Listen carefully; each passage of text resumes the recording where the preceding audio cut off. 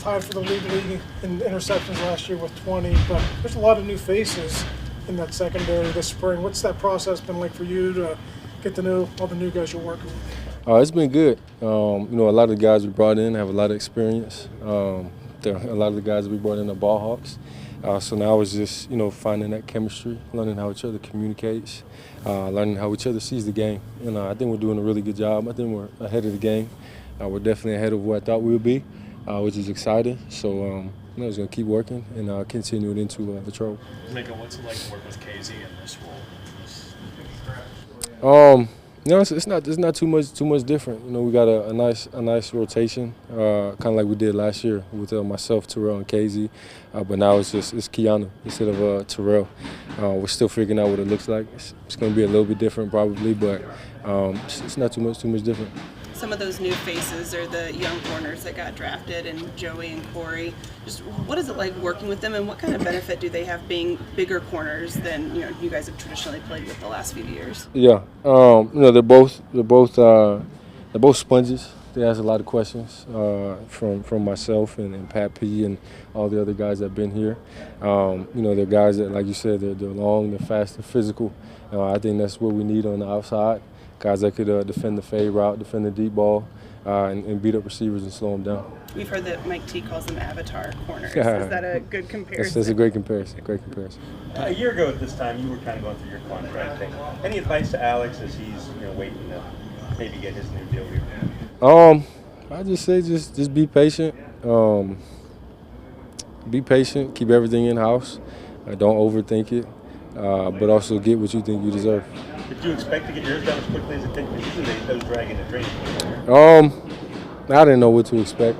I was just trying to get out there on the field, but also, like I said, trying to get what I deserve. Pat's talked about the flexibility that he's been having in the defense. What does he bring with his ability to play different spots and the communication levels that you can have with him as a veteran on the field? He brings experience. For sure, he brings a high IQ. He brings the ability for guys to be able to move and not just be stagnant.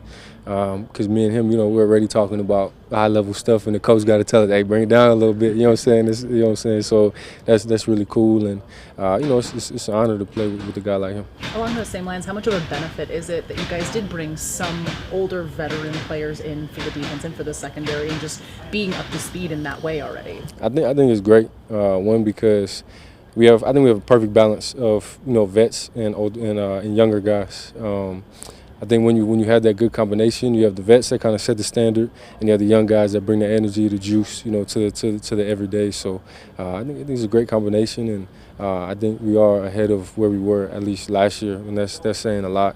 Or at least we're ahead of where I thought we would be. So. A guy like Keanu Neal, you mentioned, is physical play kind of what stands out to you when you see him in strong safety? Yeah, he's a big guy, but he moves really well. He's a physical guy.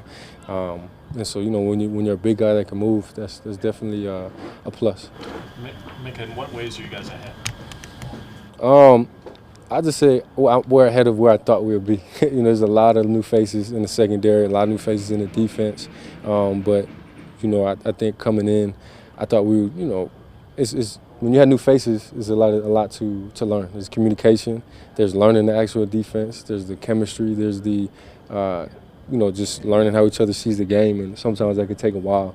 But I think because of a lot of new faces that we brought in, our experienced players, our guys that played high-level football, so I think that's why we are ahead of where I thought we would be. Was that planned? Because a lot of times, a lot of vets sometimes don't go to the OTAs. Did you talk with Pat P and say, hey, maybe we should do this now so we're a step ahead from training? Yeah, we all communicated, and we all said, we want to be in at a set date, so that we're all in here together. There's no missing pieces to the puzzle. So, you got guys, have family obligations and stuff like that. But for the most part, everybody's been here. Does Chandon fit in with you guys, and does he have versatility too? One more time. Chandon Sullivan, yeah. In terms of what he can do, fit in what you guys are trying to do with being versatile. Yeah. He's another guy that has been a guy that's moved around in different positions across the league. He's a guy that, he's a nickel body, but he could cover inside, cover in the slot on the 2 and the 3. He's experienced at it, so yes, he's definitely a guy that has been and will help us out.